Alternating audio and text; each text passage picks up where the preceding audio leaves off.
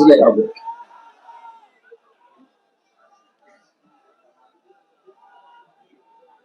রবের নামে পড়া আরম্ভ করলে মানুষ মানুষ হয়। রব বাদ দিয়ে পৃথিবীর অন্য কারো কিছু নামে যদি মানুষ পড়ে, শিক্ষা অর্জন করবে, মানুষ বেঈমান হয়। বাস্তবে চোখে দেখেছি, অজু করছে শিক্ষকে, ছাত্র পায়ে পানি ঢেলে দিচ্ছে। আমি এই চোখে এইটাও দেখেছি, বিশ্ববিদ্যালয়ে ক্লাস চলছে, ছাত্র জুতা দিয়ে পিটাচ্ছে শিক্ষক। ছাত্র তো দুইটাই, একটা মানুষের মতো মানুষ হয়েছে। এই যে কিছুক্ষণ আগে যে দুইটাকে দেখলেন, এগুলো মানুষের মতো মানুষ হবে। আমার মনে হয় এই শিক্ষাগুলো যদি ধরে রাখতে পারে, এই মেয়েটা, এই ছেলেটা কোনোদিন ওর বাবার মুখের উপরে তর্ক করবে না। সিস্টেম অপর পৃষ্ঠা দেখুন, ভার্সিটিতে যে ছেলেটা জুতা দিয়ে পিটাচ্ছে, ওইটাও তো ছাত্র। কথা বলে না কেন? এটার ভেতরে কোরআন আছে, এটা মানুষ হচ্ছে। ওটার ভেতরে কোরআন নেই, মাস্টার শেষ করার পর জানোয়ার হয়ে গেছে। এই জন্য পড়া আরম্ভ করা দরকার। আগামী প্রজন্ম যদি আপনি রেখে দিতে চান সভ্য, নম্র, ভদ্র, আল্লাহর নামে শিক্ষা ব্যবস্থায় আমরা চাই বিসমিল্লাহির রহমানির রহিম দিয়ে, ইন্নাদ-দীনা ইনদাল্লাহিল ইসলাম দিয়ে, ইকরা বিসমি রাব্বিকাল্লাযী খালাক দিয়ে যেন শুরু করা হয়। সর্বপ্রথম ফরজ আল্লাহ দিয়েছেন এই কারণে। এখানে বেদাত যারা ঢুকিয়েছে তারা তো করছে, আপনাকে দিয়ে করাচ্ছে। আপনি বলেন আমি জানতাম না, তাই এভাবে করেছি। না, আপনি জানেন না কেন? এখানে বেদাত যারা করবে তাদের জন্য দুইটা শাস্তি। আল্লাহর নবী বলেন, যে লোকটা বেদাত করে আল্লাহ সঙ্গে সঙ্গে তার উপরে নারাজ হয়ে যায়। দ্বিতীয় নম্বর, কিয়ামতে যখন বিচার শুরু হবে, এই বেদাতকারীর জন্য নবীর সুপারিশ হারাম। আমি হাদিসটা পড়ার পরে চট্টগ্রাম বিশেষ করে এই বিভাগের দিকে মিলিয়েছি। অধিকাংশ মানুষ এই বিভাগে 10টা-12টা জেলাতে এত বেদাত বেশি হয়, এরা নবীর সুপারিশ থেকে অধিকাংশ মানুষ জেনে হোক না জেনে হোক বঞ্চিত হচ্ছে। আপনি রাগ করলেও এটাই সঠিক। দ্বিতীয় নম্বরে, যারা জালিম শাসকের তোষামত করে চলে, এদের জন্য নবীর সুপারিশ হারাম। এটা এই দেশে এখনো শুরু হয়নি, এটা সব আমেরিকায় চলছে।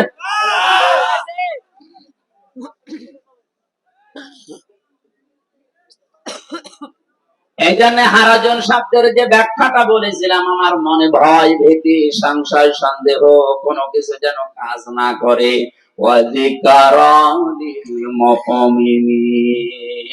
কারণ কোরআনে কারীম হচ্ছে মুমিনদের জন্য জিকির, উপদেশ। তাদের জন্য আল্লাহ আমাদেরকে কোরআনে কারীমের প্রচার করার যে ধরন শেখালেন, এইভাবে করে যেন উপস্থাপন করতে পারি, তাওফিক দেন। বলেন আমিন। দরুদ আর সালাম পাঠ করছে আমাদের নবী মুহাম্মদ রাসূলুল্লাহ সাল্লাল্লাহু আলাইহি ওয়াসাল্লামের প্রতি। একটা পরিচিত আয়াত আজকে পড়েছি, এখান থেকে নতুন তথ্য কিছু আমরা বের করব, আবিষ্কার করব ইনশাআল্লাহ। জবান খুলে আমি চট্টগ্রাম বিভাগের জন্য এটা পড়লাম, কারণ আছে, কারণ এই এলাকায় আয়াতটা চলে বেশি। নবীর ভালোবাসা, মহব্বত, এই নিয়ে চলছে বিভিন্ন ঝামেলা আর দুর্নীতি। এটা পরিষ্কার করা লাগবে কোরআনের এই আয়াতটি আজকে ইনশাআল্লাহ। কারণ তাফসীর হয় এই দেশে 5 রকমের তাফসীর হয়। সরকারি তাফসীর হয়, বেসরকারি তাফসীর হয়, খানকার তাফসীর হয়, নাটকীয় তাফসীর হয়,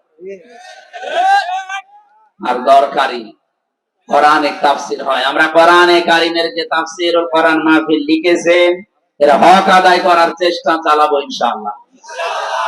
জবান খুলে কোরআনের সোনালী আয়াত পড়েন। আউযু বিল্লাহি মিনাশ শাইতানির রাজীম। বিসমিল্লাহির রহমানির রহিম। আসলে তুমি যুবক মানুষ কি উঠবা না? মুরব্বী মানুষ না উঠে যেতে পারে। যুবক মানুষ উঠলে কত মেয়ের বাপ এখানে আসে না, দেখতে আসে, মানে বিয়ে দেবে ওর সাথে, এমনি চেয়ারম্যানে বিয়ে হচ্ছে না। আশা করছি কেউ উঠবেন না। ভাই 1 ঘন্টা সময় পাচ্ছি, আপনি উঠবেন কেন? উঠবেন না, চেয়ারম্যান বিয়ে করবেন ইনশাআল্লাহ। قل إن كنتم تحبون الله فاتبعوني يحببكم الله ويغفر لكم ذنوبكم والله غفور رحيم। সূরা আলে ইমরান। কোন সূরা? 200টা আয়াত আছে, 20টা রুকু আছে। 3 নাম্বার রুকুর প্রথম আয়াতটা আমরা পড়লাম। মদিনায় আল্লাহ নাযিল করেছেন। একটা বংশের নামে এত বড় সূরা আল্লাহ কোরআনে কারিমে দিয়েছেন। কত মর্যাদা সম্পন্ন বংশ এটা। আমার ওইটা বিষয় না, আমার বোঝানোর বিষয় এখানে 2টা শব্দ নিয়ে। একটা হচ্ছে ফাত্তাবিউনি, আর একটা ইয়াগফির লাকুম যুনুবাকুম। আমরা এই 2টা শব্দ সামনে রেখে তাফসীর করার চেষ্টা চালাচ্ছি। আল্লাহ পাক বলেন, নবী আপনি বলুন, ইন কুনতুম তুহিব্বুনাল্লাহ, তোমরা যারা দাবি করো আল্লাহ আমি তোমাকে ভালোবাসি, এই দাবি আমাদের আছে না? আমরা দলমত যাই করি না কেন, এক বাক্যে মুসলিম হিসাবে স্বীকার করি আল্লাহ তোমাকে আমরা ভালোবাসি। আল্লাহ তাআলা ওইটাই জানিয়েছেন, যারা বলে যে আল্লাহ তোমাকে ভালোবাসি, এই কথা যারা স্বীকার করে, মুখ দিয়ে বলে, বিশ্বাস করে যে আল্লাহ আসলেই তোমাকে ভালোবাসি, আল্লাহ পাক বলেন নবী আপনি তাদেরকে বলেন ফাত্তাবিউনি, তারা যেন আপনার অনুসরণ করে। এখানে আলেম যারা আছে তাদেরকে আমি জিজ্ঞাসা করছি, এখানে হাব্বন শব্দ আছে না তাবউন? বলেন বলেন। হাব্বন মানে ভালোবাসা, আর তাবউন মানে দেখে দেখে চলা। বিশ্ব নবী এই পৃথিবীতে কিভাবে চলেছেন ওইভাবে দেখে দেখে জীবন চালানোর নাম হচ্ছে তাবউন, অনুসরণ। অথচ আমরা এদের ব্যাখ্যা করছি আল্লাহকে যদি ভালোবাসতে চাও রাসূলকে ভালোবাসো। আরে ভালোবাসা মাস্ট বি, এটা তো লাগবে, কিন্তু এখানে এই শব্দ আল্লাহ দেননি। আল্লাহ দিয়েছেন রাসূলের অনুসরণের মাধ্যমে ভালোবাসার প্রমাণ দাও। এই দুনিয়াতে যারা রাসূলকে ভালোবেসেছে তারা তার কথা মেনে অনুসরণ করে প্রমাণ দিয়েছে। বলেন। আব্দুল্লাহ আনসারীর জীবনী পড়েছি রাদিয়াল্লাহু তাআলা আনহু, নবীজির কাছে একদিন মাত্র শুনেছিলেন যে জামাতে হাজির হয়ে নামাজ পড়লে 27 গুণ সওয়াব বেশি হয়। অনেকে এই সওয়াবটা কিছু মনেই করে না, যেখানে সেখানে একা একা নামাজ পড়ে নিচ্ছে না।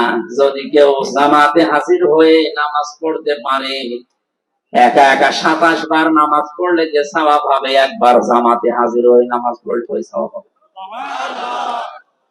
মুসাফিরের জন্য, জেলখানায় কয়েদিদের জন্য, এবং কোন ঝামেলা যদি মসজিদে যে রাস্তায় থাকে তাদের জন্য এটা ছাড় আছে, তাদের জন্য শর্ত না। কিন্তু কোন মানুষ যদি সময় সুযোগ আছে এরপর জামাতে হাজির হয়ে ইচ্ছা করে নামাজ না পড়ে, হাদিস এসেছে ওর নামাজ হবে না। নামাজের হক যেটা, ওয়াকিমুস সালাতা ওয়া আতুজ যাকাতা ওয়ারকাউ মা'আর রাকিঈন। 43 নম্বর আয়াত সূরা বাকারার। আল্লাহ পাক বলেন নামাজ কায়েম করো, যাকাত দাও, আর রুকুকারীদের সাথে রুকু করো, তার মানে জামাতে হাজির হয়ে নামাজ পড়ো। আশা করছি আমাদের জীবনে জামাত যেন নষ্ট না হয়, বলেন আমিন। হযরতে আব্দুল্লাহ আনসারী রাদিয়াল্লাহু তাআলা আনহু মসজিদে সবার পরে যান, সালাম ফেরানো শেষ হয়ে গেলে তিনি আবার দৌড়তেন বাড়ির দিকে। 3 দিন হযরতে ওমর দৃশ্যটা লক্ষ্য করে নবীজির কাছে নালিশ দিলেন, হে রাসূল, এ আব্দুল্লাহ আনসারী বারবার নামাজে আসে ঠিক, সবার পেছনে আসে, নামাজ সালাম ফেরানো শেষ হয়ে গেলেই দৌড় দেয়। আপনিই তো বলেছেন মসজিদে মুনাফিকদের জন্য কষ্ট হবে, আর বাজার মুনাফিকদের জন্য আনন্দ লাগবে। আপনি একটু জিজ্ঞাসা করেন তো ওনাকে।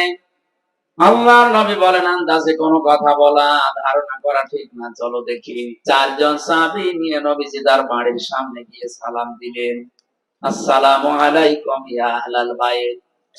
বাড়ির ভেতর থেকে 3 বার সালাম দেওয়ার পরে হযরতে আব্দুল্লাহ কাঁপতে কাঁপতে বের হয়ে আসলেন। নবীজি বললেন, আব্দুল্লাহ তুমি তো জানো আমি নবী যদি কারো উপরে রেগে যায়, রাগ করি, মন খারাপ থাকে, তাকে আল্লাহ জান্নাতে দেবে না, কেন 3 বার ডাকা লাগলো? সাহাবী বলে, হুজুর আমার কিছু কারণ আছে। বিশ্ব নবী বলেন, ওমর সহ কিছু সাহাবী তোমার নামে নালিশ দিয়েছে। তুমি সবার পেছনে যাও মসজিদে, সবার আগে তুমি নামাজ শেষ করে দৌড়ে যাও, কারণ কি? সাহাবী বলে, ইয়া রাসূলুল্লাহ, ইয়া হাবিবাল্লাহ, আমি মসজিদে যে আপনার কথা শুনতে আমারও মনে চায়। আমরা স্বামী স্ত্রীর এমন একটা পোশাক আছে শুধু নামাজের, বাকি যে পোশাক আছে এগুলো দিয়ে নামাজ পড়া যায় না। এই জন্য আমার স্ত্রীকে ঘরের মাঝে পাশে একটা গর্ত করে ওখানে আমি রেখে যাই। নামাজটা শেষ করার পরে আমার মনে হয় শুধু নিজে বাঁচতে হবে না, আলকেও বাঁচাতে হবে। তাড়াতাড়ি করে নামাজ শেষ করেই চলে আসি। ওই পোশাকটা স্ত্রীকে দিয়ে বাকি যে ছেঁড়া ছেঁড়া পোশাক আছে ওইগুলো নিয়ে আমি গর্তের ভেতরে বসে থাকি যতক্ষণ আমার স্ত্রীর নামাজ চলে। আপনি যখন প্রথম এসে ডাক দিয়েছেন তখন আমার স্ত্রী নামাজে দাঁড়িয়ে। আমি তো জিজ্ঞাসাও করতে পারছি না যে শেষ করে দাও তাড়াতাড়ি, কারণ কথা বলছে কার সাথে? নামাজে দাঁড়ালে মানুষ কথা বলে, বিশ্বাস করেন, সরাসরি আল্লাহর সাথে। নবীজি বলেন, সাহাবী তুমি জিজ্ঞাসা করলে যে মানুষ কখন আল্লাহর নিকটে হয়ে যায়, যখন মানুষ সেজদা যায় নামাজে, ওই সময় আল্লাহর মাঝে আর বান্দার মাঝে কোনো পর্দা থাকে না। আমার স্ত্রী আল্লাহর সাথে ওদিকে কথা বলছে আর আপনি আমাকে ডাক দিয়েছেন, আমি এখন কি করব? দ্বিতীয়বার সালাম দিলেন, তখনও পর্যন্ত নামাজের শেষ হয়নি। দ্বিতীয়বার যখন সালাম দিয়েছেন সঙ্গে সঙ্গেও আমার কাপড়টা ছেড়ে দিয়ে গর্তে প্রবেশ করেছে। এই দেখেন এখনো ভালোভাবে কাপড় পরতেও পারি নাই, জলদি করে চলে এসেছি, আমার মাফ করেন। নবীজি কেঁদে ফেললেন, পাশে যারা দাঁড়িয়ে আছে সবাই কাঁদতেছে। বিশ্ব নবী বলেন, এত কষ্টে আছো এরপরও তুমি জামাত ত্যাগ করো না। উঠানের দিকে তাকিয়ে দেখলেন একটা শিশু বাচ্চাকে 8-10 বছর বয়স হবে শীতল দিয়ে চেন দিয়ে বেঁধে রেখেছে গাছের সাথে। নবীজি বললেন, তোমার কথা শুনে আমার ভালো লেগেছে, কিন্তু বাচ্চার উপরে জুলুম করো কেন? সাহাবী বলে, ইয়া রাসূলুল্লাহ, এই বাচ্চাটা আমার। ওই যে একটা খেজুর গাছ দেখতে পাচ্ছেন বাঁকা, ওটা আমার না, ওটা ইহুদির বাগানের, বাঁকা হয়ে আমার উঠানের উপরে এসেছে। পাকা খেজুর ওখান থেকে পড়ে, এই কারণে আমার ছেলেটাকে আমি বেঁধে রাখি, কারণ আমি কর্মজীবনে বাইরে গেলে আমার স্ত্রী ছোটাছুটি করতে পারে না। ছোট মানুষ না বুঝে ইহুদির বাগানের খেজুর খেয়ে ফেলবে। আমি আপনার মুখে শুনেছি, লা তাদখুলুল জান্নাতা জাসাদুন গুজিয়া বিল হারাম। ওই শরীর জান্নাতে যাচ্ছে না, যাবে না। তাদখুলু মুজারি, বর্তমান ভবিষ্যৎ, প্রেজেন্ট ফিউচার। জান্নাতে ওই শরীর যাচ্ছে না, যাবে না, কখনোই যাওয়া সম্ভব না। জাসাদুন গুজিয়া বিল হারাম, যার এই 3.5 হাত বডি হারাম দিয়ে লালিত পালিত হয়। আমি আপনার মুখে এটাও শুনেছি, কারো জিনিস না বলে নেওয়া, না বলে খাওয়া, এর নাম চুরি। এর নাম, আরো জোরে বলেন। আপনার এই কথাগুলো আমার মাঝে মাঝে মনে হয়, এ কারণে আমার সন্তান না বলে ইহুদির বাগানের খেজুর খাওয়া, তার মানে চুরি করে খাওয়া হবে। একটা হারাম জিনিস খেয়ে ওর শরীরে রক্ত মাংস তৈরি হবে, ওটা জান্নাতের জন্য হারাম হয়ে যাবে, জাহান্নামের জন্য ওয়াজিব হয়ে যাবে। এই কারণে ছেলেটাকে আমার কষ্ট হয়, বেঁধে রাখি যতক্ষণ আমি কর্মজীবনে থাকি। ও ফেনীবাসী, এই হাদিস শুধু শোনা না, বাস্তবে নিজের জীবনের সাথে প্র্যাকটিক্যাল লাইফ একটু মিলান তো। তারা নবীকে ভালোবেসেছে, মহাব্বত করেছে অনুসরণের মাধ্যমে তার কথাকে। কথা বলে না কেন? আর আমরা এমন আশিকে রাসূল হয়ে দাঁড়িয়ে আছি, নবীজির জীবনের যে কথাগুলো ছিল ওগুলো আমাদের জীবনে নেই। আন্দাজে শুধু জিলাপি আর খেচুড়ি খাওয়ার জন্য মহব্বত দেখায়। আমি তো আমার এই ছোট্ট জীবনে 33 বছর বয়স, আমার যতটুকু আমি বুঝছি, এই দেশের যত ইবাদত বেশিরভাগ সব খাওয়া ভিত্তিক। সবে বরাতে খাওয়া, একবার বলে না কেন? সবে মেরাজে খাওয়া, লাইলাতুল কদরে খাওয়া, দুই ঈদে খাওয়া, মানুষ মরে গেলে খাওয়া, জন্মদিনে খাওয়া, মৃত্যু দিনে খাওয়া ছাড়া কি আছে? আর আমি যা দেখছি এই দেশের মুসলমান, বিশেষ করে এখানে আর ভারতে, আমি যতগুলো রাজ্যে ঘুরলাম, এই দুইটা দেশের মুসলমানেরা অন্য কিছু যদি নাও জানে, কি করে খাওয়া লাগে এটা জানে। আমার দাদা একটা গল্প বলতেন, এক মুসলমান, এক খ্রিস্টান আর এক ইহুদি, তিনজন মিলে দোস্তি করে সারাদিন ঘোরাঘুরি করে বলছে খোদা লেগে গেছে, খাবার নিয়ে আস। দোকান থেকে পাউরুটি নিয়ে এসেছে। মুসলমান বলছে আমরা ভাগ করে খেয়ে নেই। ভাগ করে খাওয়ার পরে একটা রুটি বেঁচে আছে। ইহুদি খ্রিস্টান বলে এখন তো খেলাম, বাকিটা রেখে দেন, পরে যখন ক্ষুধা লাগবে খাওয়া যাবে। মুসলমান বলছে কোনো অসুবিধা নেই, এই গাছের নিচে আমরা সবাই ঘুমিয়ে পড়ি, ঘুমের ভেতরে যে আশ্চর্য স্বপ্ন দেখবে সে ওই রুটি খাবে। ঠিক আছে, সবাই ঘুমায়, ওর তো ঘুম আসে না। ওই দুইজন তো ক্লান্ত, সারাদিন পরিশ্রম করে হাঁটাহাঁটি করে ঘুমিয়ে গেছে গাছের নিচে। আস্তে করে উঠে রুটিটা খেয়ে এবার ঘুমিয়েছে।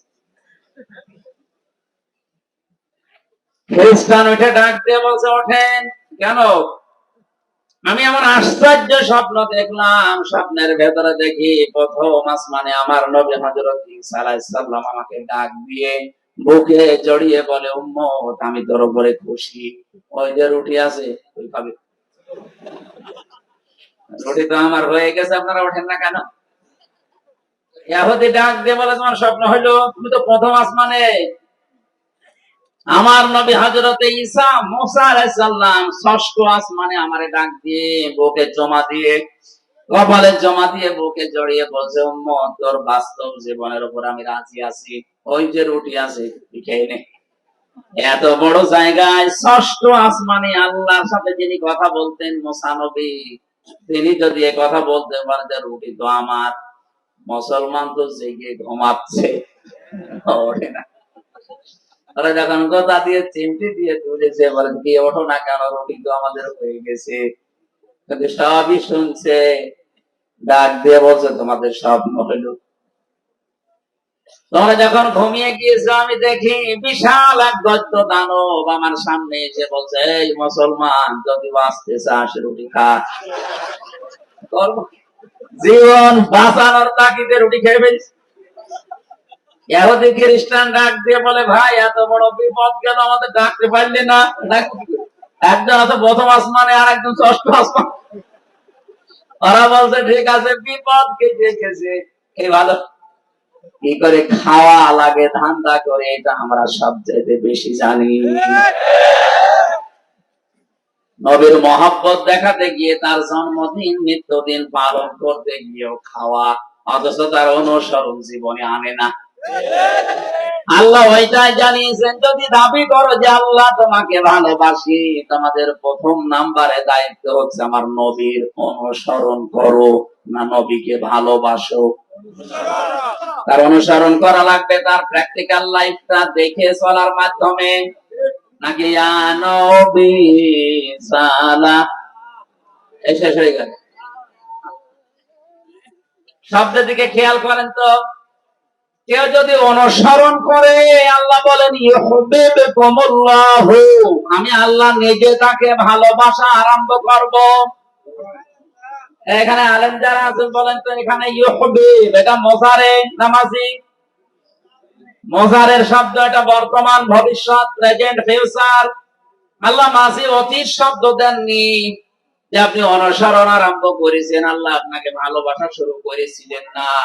যখন অনুসরণ আরম্ভ করবেন তখন আপনাকে আল্লাহ ভালোবাসা শুরু করবে।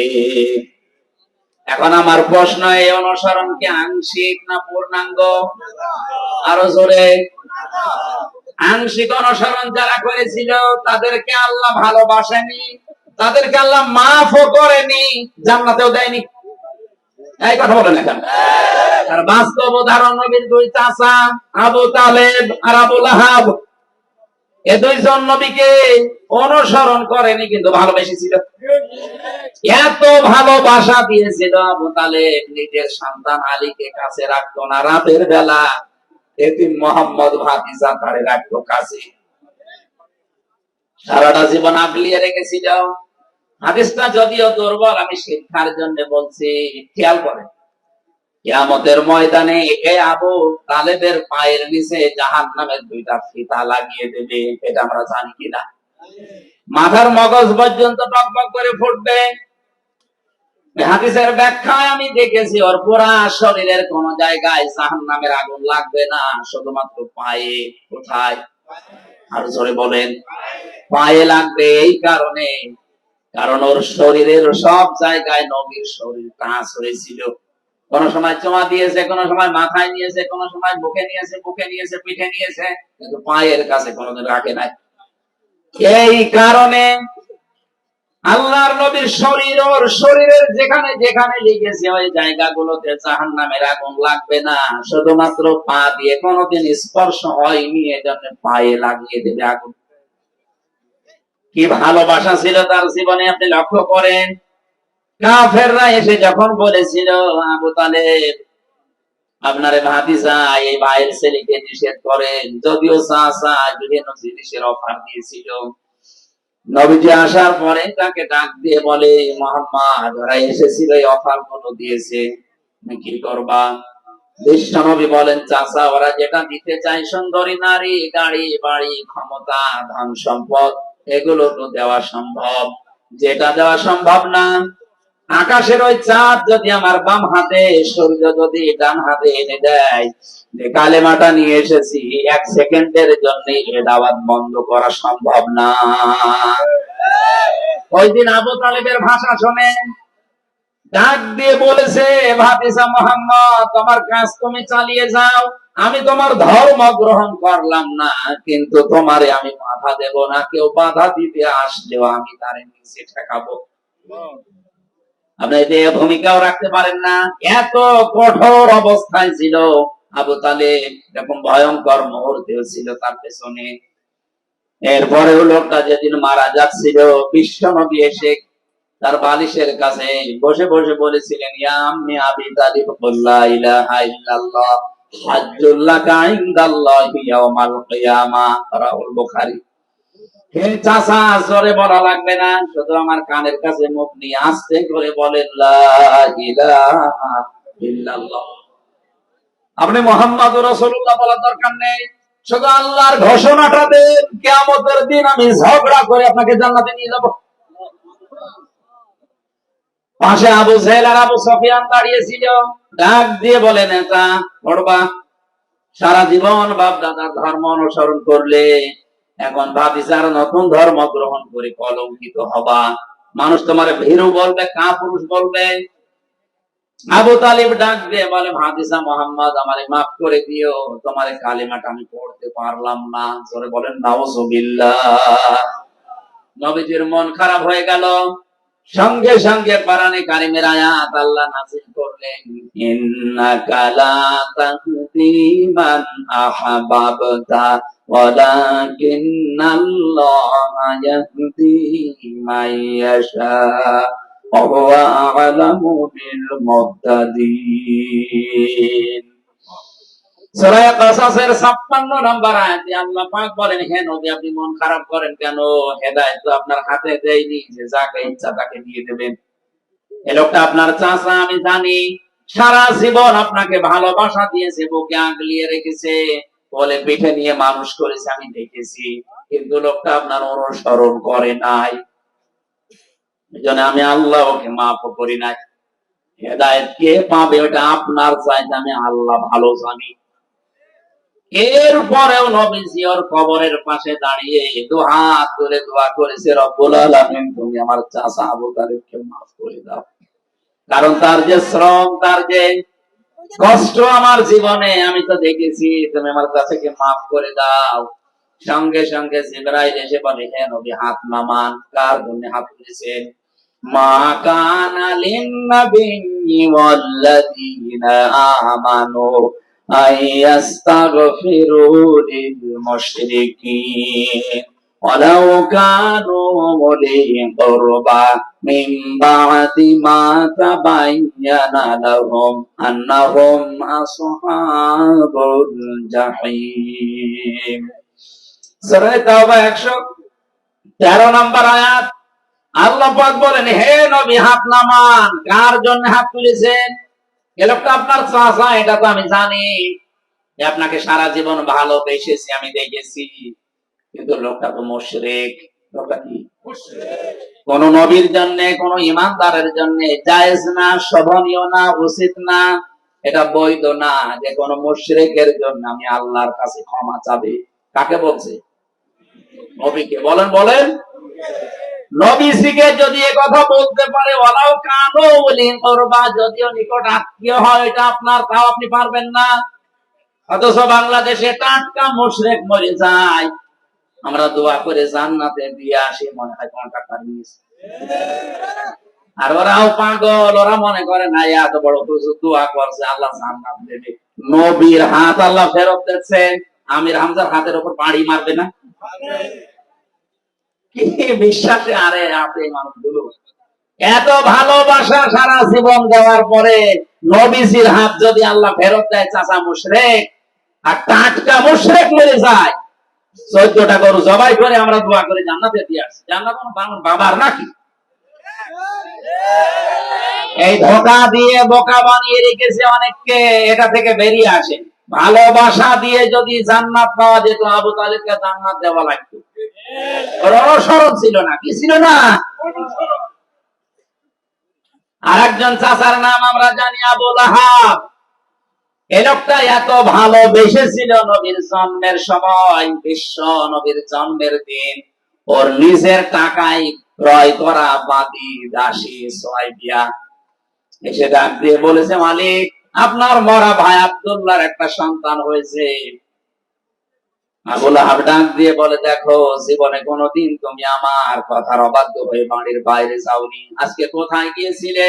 যেই বলেছে আপনার মরা ভাই আব্দুল্লাহ, সে যদি থাকতো বেঁচে আজ অনেক খুশি হতো, সে যেহেতু নেই, আমি দৌড়িয়ে গিয়েছিলাম আমিনার ঘরে, তার একটা চাঁদের মতো ফুটফুটে সন্তান এসেছে, এই খবরটা আপনাকে আমি দেওয়ার জন্য দৌড়িয়ে এসেছি।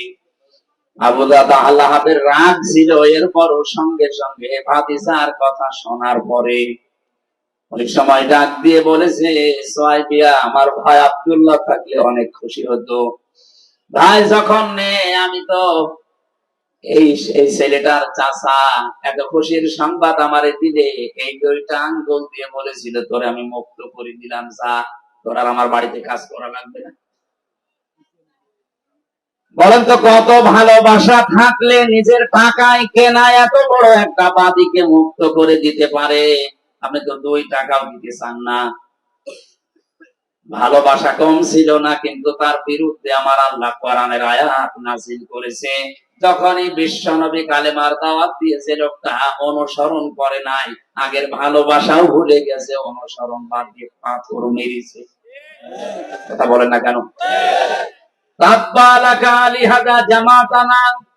পাহাড়ের ওই পাদদেশে দাঁড়িয়ে এই লোকটাই সর্বপ্রথম পাথর তুলে নবীর দিকে এভাবে নিক্ষেপ করেছিল। তাফসীরে হাক্কানিতে আমি পড়েছি, পাথরটা নবীজির শরীরে লাগে নাই, সামনে পড়েছিল। খেয়াল করেন আলেম যারা আছেন, পাথরটা কিন্তু নবীর শরীরে লাগে নাই, সামনে পড়েছিল।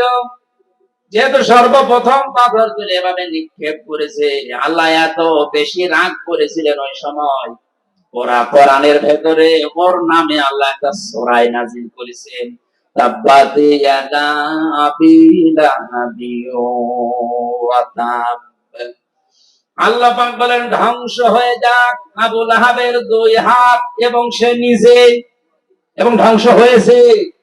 খেয়াল করেন তো শব্দের দিকে, আবু লাহাব পাথর নিক্ষেপ করেছিল কয় হাত দিয়ে? আল্লাহ এখানে কয় হাতের নাম দিয়েছেন? ইয়াদা নিয়েছিল, শব্দটা নুন পড়ে গেছে। ইয়াদা শব্দের শাব্দিক অর্থ হচ্ছে দুই হাত। আল্লাহ অবিচার করে ফেলেছে আবু লাহাবের উপরে। ভালো করে বলে না, মানে ও তো পাথর নিক্ষেপ করেছিল এক হাত দিয়ে, ধ্বংস করলে এক হাত করবে, দুই হাত করলো কেন? আপনি যে কোনো জিনিস এভাবে তুলে যদি ছুঁড়ে মারতে চান, দেখবেন এক হাত দিয়ে হয় না, এই হাতও নড়াচড়া করে। কথা বলেন না কেন? আল্লাহ পাকে এটাও সহ্য করেন নবীর বিরুদ্ধে।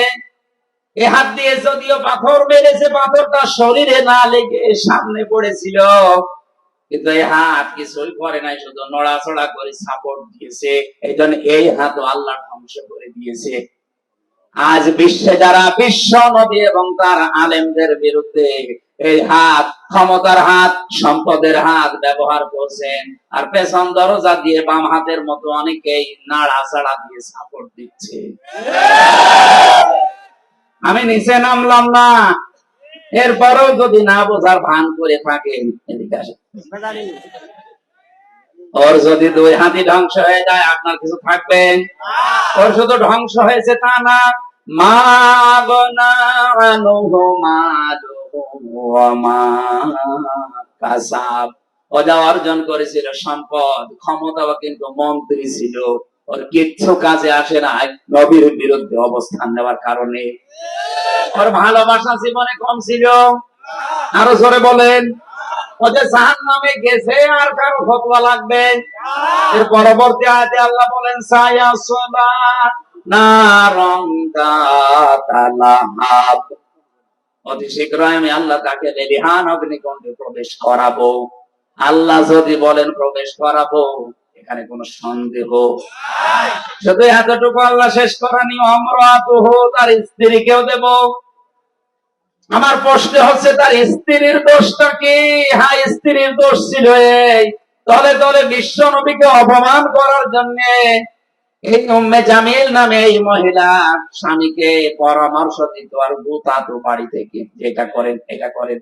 আজ উম্মে জামিলের অনেক বোন আছে, অনেক খালা আছে, তারা নিজেরা হয়তো অভাবে আলেমদের বিরুদ্ধে লাগে না, বাড়ির লোকদেরকে খোঁচায় যে এটা করতে পারো না।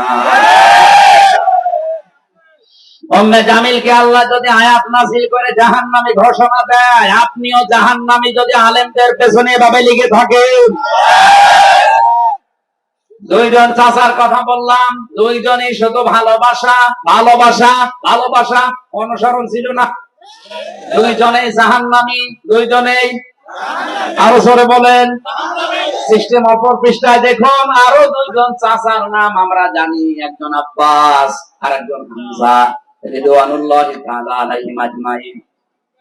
তাদের জীবনে শুধু ভালোবাসা ছিল না, ভালোবাসতো তারা মাস্ট বি, পাশাপাশি তারা অনুসরণ করে দেখিয়েছে। হযরতে আব্বাস যে নবীর অনুসরণ করেছে, তার বাস্তব প্রমাণ মুসলিম শরীফের হাদিস। عن عباس رضي الله تعالى عنه قال قال النبي صلى الله عليه وسلم من سقى طعم الإيمان من رضي بالله ربا وبالإسلام دينا وبمحمد صلى الله عليه وسلم نبيا ورسولا رواه مسلم। হযরতে আব্বাস থেকে বর্ণিত, তিনি বলেন, কেউ যদি ঈমানের স্বাদ পেতে চায়, দুনিয়ায় তিনটা কাজ তাকে করা লাগবে। এক নম্বরে যে আল্লাহকে রব পেয়ে খুশি আছে। এই হাদিসের প্রথম অংশ পড়ার পরে আমি যেটা বুঝি, বাংলাদেশের ৯৬% মুসলমান ঠিক আছে, কিন্তু ৬% মানুষও আল্লাহকে রব পেয়ে খুশি নেই। আমি যদি বলেন এত বেশি ডিফারেন্স, হ্যাঁ এত বেশি ডিফারেন্স, আপনি হিসাব করে দেখেন। আল্লাহকে রব পেয়ে যারা খুশি, রবের অর্থ ১৯টা। এর প্রথম অর্থ রব মানে আইনদাতা। রব মানে আমি কি এগুলো বানাচ্ছি? রব মানে আইনদাতা, যিনি বানিয়েছে তার আইন চলবে, এইটাই ফাইনাল। অথচ 53 বছর পার হয়ে গেল, দেশটা স্বাধীন হয়েছে, 96% আমরা মুসলমান বাস করি, ওই রবের একটা আইনও আজও এ দেশে কায়েম নেই। আপনি রবকে রব পেয়ে খুশি আছেন কি করে? খালি মুখের কথা। আমার মাঝে মাঝে দাদা, আমার জেলখানায় থাকতে, আমার দাদাটা মারা গেছে, অনেক কিছু গল্প বলতো শিক্ষামূলক, বলতো হামজা এদেশে 96% মুসলমান, ওটা শুধু আদমশুমারিতে আর ওই আগা কাটা আছে, তাছাড়া 96% মুসলমান। 51% যদি মুসলমান বাংলাদেশে, এই হাদিস অনুযায়ী তৈরি হয়ে যায়, এই দেশে আল্লাহর আইন ছাড়া অন্য কিছু চলার কথা না। উদাহরণ দিতে গিয়ে বলতো, একজন গরিব মানুষ রিকশা চালায়, বহু কষ্ট করে 1 কেজি মাংস কিনেছে খাসির, বৌমাকে বলছে রান্না করো, আমি গোসল করে আসি। রান্না কমপ্লিট করে চিন্তা করছে দেখি কেমন লাগে, খেতে খেতে প্রায় সব খেয়ে ফেলেছে। শ্বশুর এসে বলছে কই দাও, মোলা দিয়েছে, আলু দিয়েছে, কিন্তু গোস্ত দেয় না। ডাক দিয়ে বলছে কই আসল জিনিস? শ্বশুর আব্বা বলবো কি, আপনি যখন গোসল করতে গেলেন, আমি রান্না কমপ্লিট করার পরে ঢাকনা দিয়ে ঢেকে রেখে পানি আনতে গেছি, পানি এনে দেখি ওই যে দুষ্ট বিড়াল সব খেয়ে ফেলেছে, আর নেই। শ্বশুর মনে মনে চিন্তা করছে, 1 কেজি মাংস রান্না কমপ্লিট, ঢাকনা দিয়ে ঢেকে রেখেছে, পানি আনতে গেল কয় মিনিট লাগে, এর ভেতরে বিড়াল খেয়ে ফেললো। এই বিড়াল পাশে তাকিয়ে দেখেন চার হাত পা রাইট করে রশি দিয়ে বেঁধেছে, দাড়ি পাল্লায় নিয়ে ওজন দিয়ে দেখে 1 কেজি। বলছে বৌমা, এটা যদি বিড়াল হয় যদি মাংস কই? কারণ এই বিড়াল যদি 1 কেজি মাংস খায়, ওজন হবে 2 কেজি, আর এটা যদি মাংস হয় তাহলে বিড়াল কই? 96% মুসলমান, শুধু আদমশুমারি আর ওই মুসলমানি দেওয়া এই। আর এখন তো অনেকেই বিশেষ করে এই দেশে মুসলমানি দেওয়াকে এমন কায়দায় নিয়ে গেছে, এটা একটা ব্যবসা বানিয়েছে। 20 বছর ছেলের বয়স, মুসলমানি দেয় না, কি চাচা এত বড় ছেলে, টাকা পাবো কোথায়? টাকা নেই আমার, ওর ওই মুসলমান দেয় না। একটা ছেলে মুসলমানি দিতে কয় টাকা লাগে? 1000 টাকা দিলে গোড়া থেকে কিন্তু বাদ দিয়ে 200 টাকা দিলে কেটে 1000, 5টা মুসলমান হয়েছে। মুসলমানি দিতে পারছে না, কারণ কি এখনো বন ভাষণ করবে, পিকনিক করবে, টাকা কালেকশন করবে, এই কারণে শেষ পর্যন্ত এনজিও ব্যারাক বিভিন্ন সংস্থার কাছে টাকা নেয় সুদে, 50,000 টাকা নিয়ে 3 দিন মাইকিং করছে যে আমার তাগড়া ছেলের মুসলমান দিয়েছে। টাকা পয়সা তো কম ওঠে না, ভালো উঠেছে। সকালে চার দোকানে বসে হাসতেছে, লোকজন বলে কি চাচা এত খুশি? বাবা যে জানতাম না যে ব্যবসায় এত লাভ, মনে হচ্ছে আমি আরেকবার দিই। কি ব্যবসা পেয়েছে, এটার নাম মুসলমানি। এইটা কেটে দিলে যদি মানুষ মুসলমান হয়, তাহলে ছাগল কি? ছাগল মুসলমান না? আমি হাসির খোরাকি দেওয়ার জন্য বলি নাই। 96% মুসলমান আমরা দাবি করছি, সারা বিশ্বে আমাদেরকে নামে জানে, যেখানে মুসলমান 96%।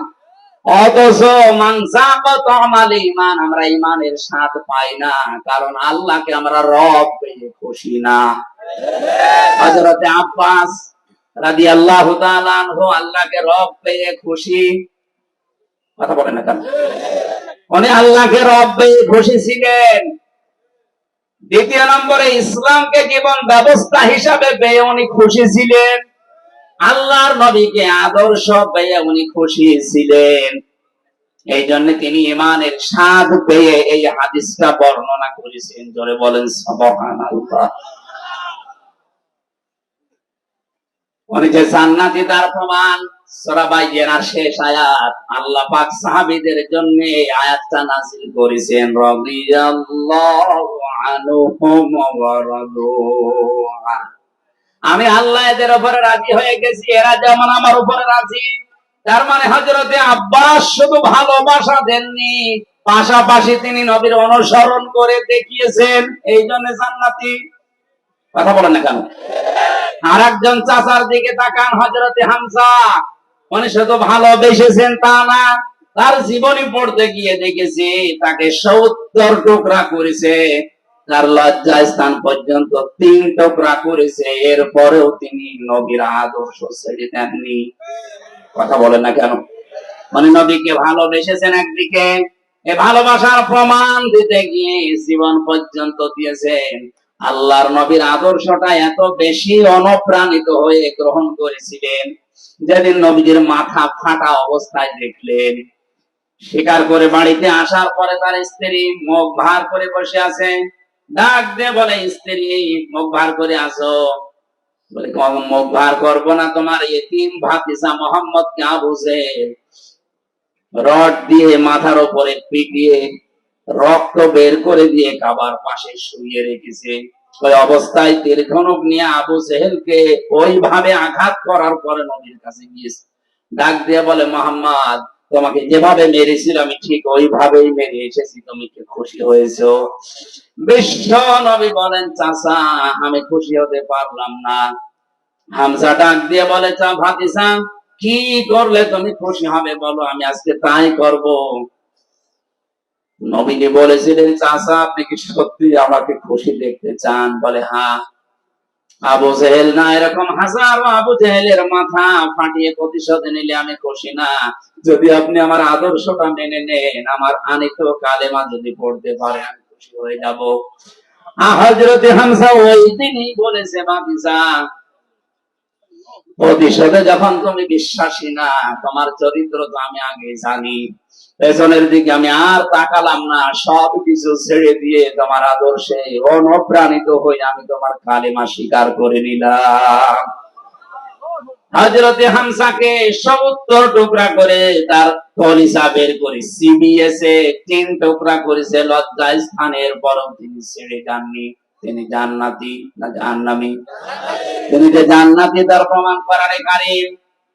হযরতে হামজার ছোট একটা মেয়ে ছিল, জীবনী পড়তে গিয়ে দেখলাম সে এসে বলছে, হে রাসূল, হে আমার চাচাতো ভাই, আমার বাবা শহীদ হয়েছে, আমি শুনেছি বাবা শহীদ হয়েছে, আপনি আমারে বলেন বাবা শহীদ হলে তো জান্নাত পাওয়ার কথা, কারণ আমি কোরআনে পড়েছি, ওয়ালা তাহসাবান্নাল্লাযীনা কুতিলু ফি সাবিলিল্লাহি আমওয়াতা বাল আহইয়াউন ইনদা রাব্বিহিম ইরযাকুন। সূরা আলে ইমরানে আল্লাহ পাক বলেন, হে নবী, যারা আমি আল্লাহর রাস্তায় শহীদ হয়, যাদেরকে হত্যা করা হয়, মানুষগুলোকে আপনি মৃত বলবেন না, এরা জীবিত।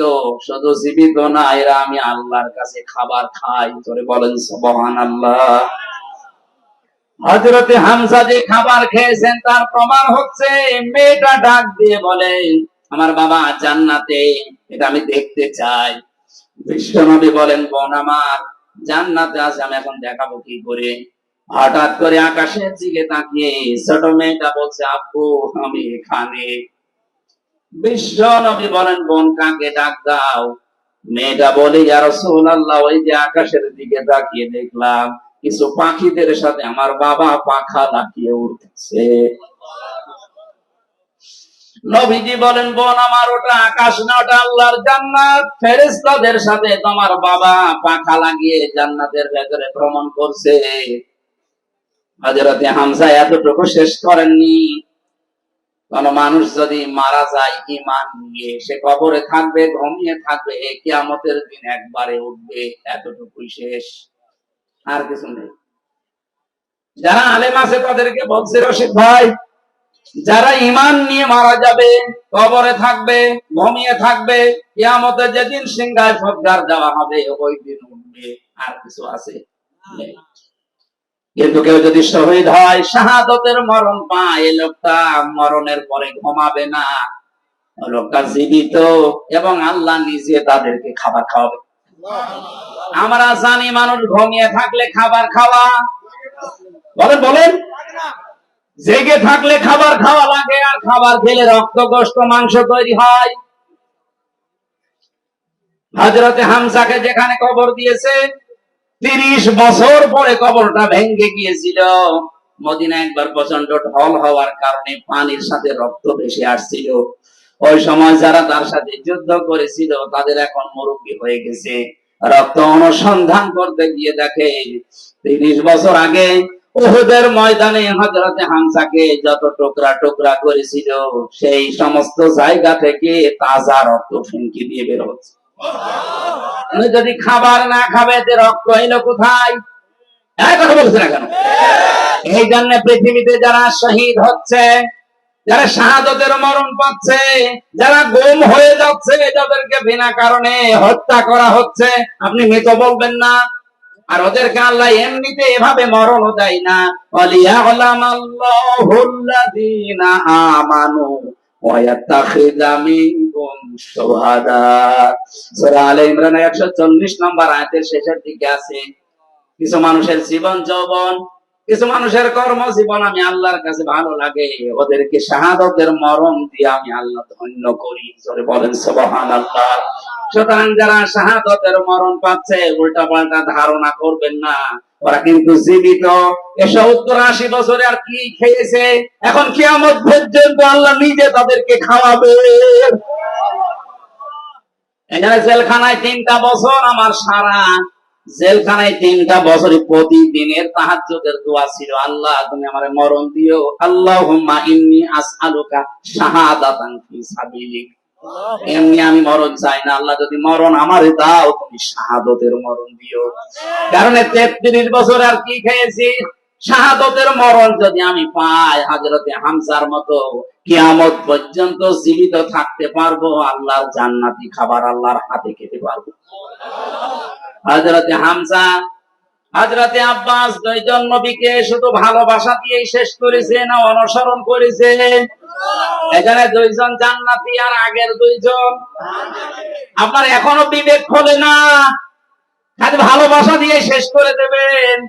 অনুসরণ করে দেখান হামজার মতো, আব্বাসের মতো। শব্দটা কি ছিল? কেউ যদি অনুসরণ আরম্ভ করে, তাকে আল্লাহ ভালোবাসা শুরু করবে। এখন এই অনুসরণ কি আংশিক না পূর্ণাঙ্গ? আমরা যেটা করছি এটা তো আংশিক হয়ে যাচ্ছে, কারণ আমাদের জব্বা নবীজির মতো, পাগড়ি নবীর মতো, কিন্তু নবীজির মতো সমাজ ব্যবস্থা আমাদের নেই, নবীর মতো রাজনীতি আমাদের জীবনে নেই। তাহলে আমাদের অনুসরণ কি পূর্ণাঙ্গ না আংশিক? আরো জোরে। আংশিক অনুসরণ করলে আল্লাহ ভালোবাসবে, কথা আছে। এখানে আমাদের অনুসরণ করা লাগবে পূর্ণাঙ্গ, আল্লাহ তখন ভালোবাসা শুরু করবে। আয়াত পড়ার পরে আমার মনে হচ্ছে বাংলাদেশে হাজারো আলেম, হাজারো পীর, হাজারো মুসলমান শুধু আংশিক অনুসরণ করার কারণে এখনো আল্লাহর ভালোবাসা পাওয়ায় তো বাদ দিলাম, আল্লাহ মাফ করে দেবে, দিচ্ছে, দেবে তা না। যে অনুসরণ আরম্ভ করবেন, আপনি পূর্ণাঙ্গ ভাবে সিদ্ধান্ত নিয়ে নেবেন যে এখন থেকে রান্নাঘর থেকে আন্তর্জাতিক জীবন পর্যন্ত সব জায়গায় আমি অনুসরণ আরম্ভ করলাম। আপনাকে তখন আল্লাহ ভালোবাসা শুরু করলে, আল্লাহ যদি কাউকে ভালোবাসে, ওর জীবনের অপরাধ রাখে না, জাম্বন না দিয়ে যুনুব আকুল দিয়েছে, সব গুনাহ আল্লাহ মাফ করে দেবে। জোরে বলেন সুবহানাল্লাহ। মাফ করবে, তার প্রমাণ ওনার এই 2টা নাম, আল্লাহু গফুরুর রহিম। আল্লাহ পাক বলেন, কুল আতিউল্লাহ ওয়ার রাসূল, নবী আপনি বলেন এই যে অনুসরণের কথা বললাম, এটা যদি কেউ করে আমি আল্লাহ এবং আমার রাসূলের, সেই লোকটাই কেবল আমি আল্লাহর দৃষ্টিতে ভালোবাসার পাত্র। ফাইন তাওয়াল্লাউ, কেউ যদি এই অনুসরণ না করে মুখ ফিরিয়ে নেয়, অহংকার করে, ফাইন্নাল্লাহা লা ইউহিব্বুল কাফিরিন, অবশ্যই আমি আল্লাহ কাফেরদের ভালোবাসি না। তার মানে যার ভালোবাসা আছে জীবনে অনুসরণ নেই, সে কাফের। কথা বলো না কেন? আলেমকে জিজ্ঞাসা করেন, যারা শুধু ভালোবাসে অনুসরণ করে না এরা কাফের। তাছাড়া আল্লাহ ইহুদ্দুল কাফিরিন দিতেন না। ফাইন তাওয়াল্লাহ, যারা এই কথাগুলো শুনে মুখ ফিরিয়ে নেবে, মানে অতঃপর ফাইনাল্লাহ, তারা যেন জেনে রাখে অবশ্যই আমি আল্লাহ লা ইউহিব্বুল কাফিরিন, এই কাফেরদের ভালোবাসি না। তার মানে শুধু ভালোবাসা আব্বাস আবু তালেবের মতো, আবু লাহাবের মতো বাসবেন, অনুসরণ করবেন না আব্বাসের মতো, হামজার মতো। আপনি কাফের, আর কাফেরকে আল্লাহ ভালোবাসছে না, বাসবে না। আল্লাহ আমাদের হেফাজত করুন, বলেন আমিন। 12টা পর্যন্ত কথা বলি, 12টায় বাজে। আমিন। আজ যদি সামনে কোনো জায়গায় আসে, আশপাশে দেখা, পরে শব্দগুলো বলবো ইনশাআল্লাহ। সামান্য পরে এখন এটা হবে। টাকা পয়সা যদি কেউ নিয়ে এসে থাকেন, আপনারা দিয়েছেন আমরা জানি। এরপর